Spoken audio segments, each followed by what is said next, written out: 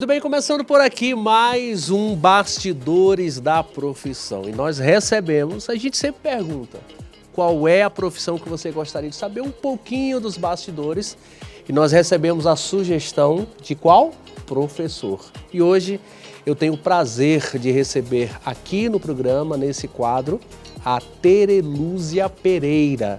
É a nossa convidada do programa de hoje. E esse mês é um mês que teve um dia que foi dado a essa classe, a essa categoria, que é os professores. E hoje eu recebo aqui nos estúdios uma professora. A responsável por muitas profissões começa lá na sala de aula e a gente conversa sobre esse assunto a partir de agora. Seja bem-vinda! Boa tarde, sou Terelúzia Pereira, sou acriana, nascida em Rio Branco, tenho 43 anos de idade, sou casada. Estou com 14 anos na docência, sou licenciada pela Universidade Federal do Acre em Letras Vernáculos, sou especialista em docência do ensino superior e educação inclusiva.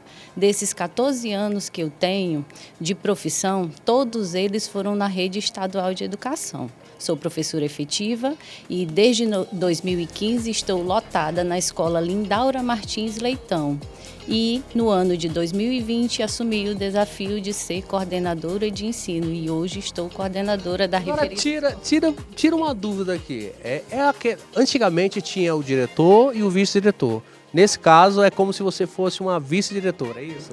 Exatamente. O coordenador de ensino ele é da equipe gestora e na ausência do diretor ele responde pelo diretor.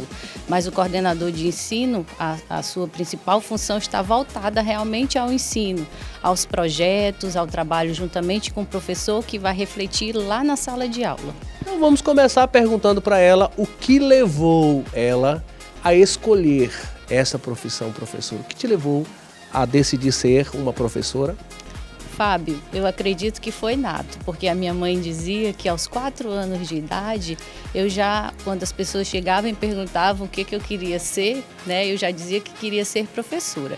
Eu sou filha de 2 agricultores que tiveram 8 filhos, pessoas humildes, moramos maior parte do nosso tempo na zona rural e o meu terceiro irmão, o irmão de número 3, ele conseguiu com muito sacrifício, porque não tinha acesso, as escolas eram distantes, com muito sacrifício, ele conseguiu ingressar no nível superior e hoje ele é professor aposentado e historiador. E esse meu irmão, acredito que ele nem saiba, mas ele também é um pouco responsável, porque tudo que eu sou, eu me espelhei muito nele. A gente tem uma diferença de 20 anos de idade de um para o outro, ele é mais velho que eu, 20 anos, mas ele é o reflexo do que eu sou hoje. Bom, eu queria então que você já definisse para mim, para você, o que é ser um professor? Ser professor, para mim, é um ato de amor ao próximo, é um ato de doação. Ser professor não é meramente transmitir conhecimentos, mas é preparar o aluno para ser cidadão, para exercer a criticidade, e isso vai refletir significativamente nos rumos que a sociedade vai tomar. A gente sabe, Terelúzia, que ser professor sempre foi um desafio. Mas, na sua opinião, na atualidade, no hoje, no presente, quais são esses desafios para você? Fábio, são inúmeros os desafios de ser professor hoje, mas eu vou enumerar 3 aqui que eu acho assim, bem significativos. Eu vou enumerar e depois eu vou falar sobre cada um deles. O primeiro, eu acho que é a questão da tecnologia, das novas tecnologias hoje. Segundo, a indisciplina e depois a desvalorização da profissão. Por que eu falo que as novas tecnologias são um problema? Porque hoje, na sala de aula, na aula presencial, o celular e a internet são os rivais do professor. E aí você poderia me dizer assim, mas isso não é bom? São ferramentas maravilhosas, mas as nossas escolas, o nosso sistema, ele não está preparado para isso. Por que eu digo que não está preparado? Pela realidade que eu vivencio. As escolas, quando tem laboratório de informática, a parte física, não tem os computadores. Quando tem a parte física e os computadores, não tem internet. A comunidade na qual a gente trabalha é extremamente carente. Muitos alunos não possuem celular, nem tampouco internet. E o professor não pode utilizar essa ferramenta a seu favor. E aí fica disputando a atenção dos alunos com o celular. A indisciplina agora, vamos falar sobre ela, né? A indisciplina, na minha opinião, é algo que já vem aí de anos e anos, mas é algo que prejudica, né, o processo de ensino-aprendizagem, porque quando o professor, na verdade, poderia estar dando aula, ele está tentando acalmar o menino. Senta, menino, cala a boca, menino. Ou seja, é um perrengue. É um perrengue dentro da sala de aula.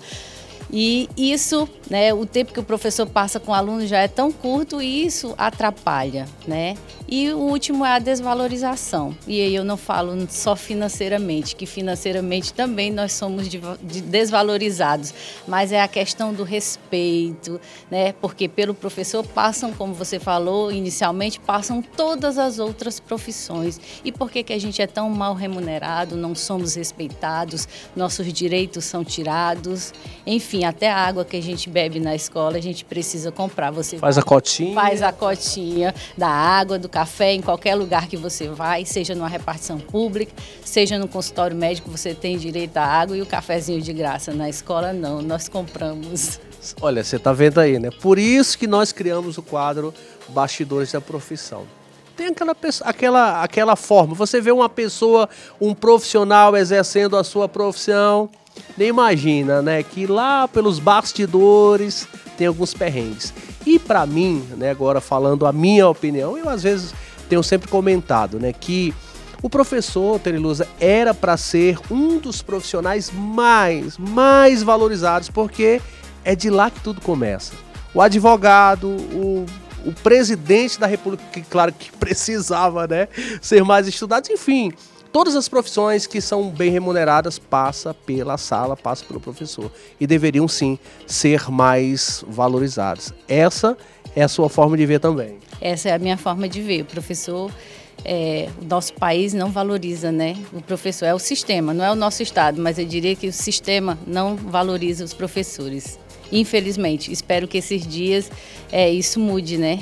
Que essa situação seja revista e a gente passe a ser valorizado. É um sonho que eu acho que cada um de nós professores temos. A gente falou de valorizado e agora eu quero falar da importância dessa profissão para a sociedade, para a própria educação. Fala pra gente. Nós até já falamos um pouco, né? Se nós extinguíssemos a profissão de professor, não teríamos nenhuma outra profissão, né? O professor, como eu falei anteriormente, ele não é responsável só apenas por transmitir os conhecimentos, né? Ele não é meramente um transmissor de conhecimentos, mas ele vai fazer parte da formação ética, intelectual, pessoal, né? Vai ser aquela pessoa que vai instigar o aluno a adquirir conhecimento, né? Vai guiar os passos do aluno para que ele trilhe os caminhos do bem. Agora, Tere, eu sei que... Olha, desculpa, Tere, né? Porque, gente, eu conheço, né? Ela trabalha com a minha esposa e é uma pessoa querida da gente. Agora, a gente sabe também que tem uns perrengues, sim, mas também tem aquela parte da valorização, quando você, às vezes, você está em algum lugar, de repente encontra um profissional que já está bem sucedido, de repente ele te encontra e diz, olha, tá lembrada de mim, professora? Eu fui seu aluno. Isso. Você consegue ver a importância que a sua vida profissional exerce na vida dele ou não? Consigo, e isso é muito gratificante, né? Até já tenho encontrado alguns por aí, né? Já encontrei dentistas, já assistentes sociais, psicólogos, e isso é muito gratificante, a gente saber que a gente contribuiu, nem que seja um pouquinho para a formação daquele profissional. Assim, é imensurável o tamanho da gratificação que a gente tem em relação a isso, quando a gente encontra. Às vezes, passam tantos pelas nossas mãos que a gente não consegue lembrar o nome. Passa pela gente e diz, professora, tá lembrada? Fui seu aluno. Lembro do rosto, mas não lembro do nome. Agora a gente sabe que o mundo praticamente se dividiu em dois tempos, né? O tempo antes pandemia e o pós-pandemia. Eu queria que você falasse para mim o que você consegue observar do antes da pandemia, o que isso tem trago de reflexo aí nos alunos de hoje. Olha, Fábio, isso trouxe grandes reflexos, né? Principalmente na questão da defasagem da aprendizagem, porque os alunos passaram praticamente 2 anos sem ter aula presencial, só naquela aula remota. E aí eu vou falar da nossa realidade lá, da comunidade que a gente trabalha. E a grande maioria dos meninos não tinha acesso à internet e ia pegar material impresso que a gente mandava reproduzir na Xerox. E hoje a gente vê essa defasagem. E hoje se fala muito em recomposição da aprendizagem. O que é essa recomposição? É um projeto, né, em que visa que o professor vai recompor esses conteúdos que não foram trabalhados ou que não foram aprendidos, né? Mas isso refletiu muito. Outra coisa, são as questões socioemocionais. Os nossos alunos estão doentes, estão com a imunidade baixa, estão sofrendo de fobia social, de depressão, ansiedade. E assim, eles têm se ausentado muito durante as aulas. E isso é muito preocupante, porque eles estão perdendo assim, o contato, né, com os outros alunos. Nesse tempo de pandemia, perderam esse contato e hoje está dificultando essa retomada. E essa retomada está muito difícil. Muitos deles se evadiram, deixaram de frequentar a escola, né? O reflexo não é positivo, mas a gente vai vencer. Bom, a gente já está encaminhando aqui para o nosso minutos finais da nossa entrevista, mas eu não posso deixar de perguntar para ela. Ela falou aqui, você lembra, né, que são vários anos de profissão. E eu queria que você lembrasse aí, buscasse na sua memória um momento que marcou a sua vida nessa profissão.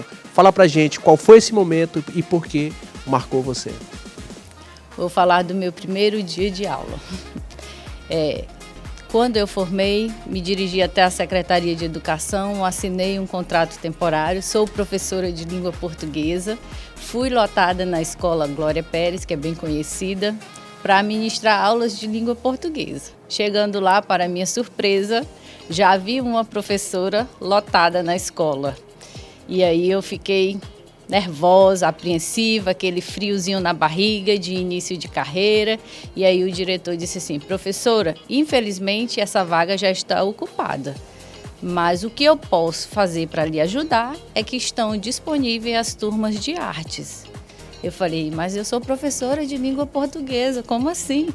Ele disse: professora, os alunos estão à sua espera, é pegar ou largar. Eu pensei: vou embora ou eu fico? Mas naquele momento eu estava dependendo, precisando muito daquele salário no final do mês, e eu peguei. Foi um desafio enorme, um perrengue grande, porque eu tive que estudar, me reinventar, aprender para ministrar uma disciplina que não fazia parte da minha formação.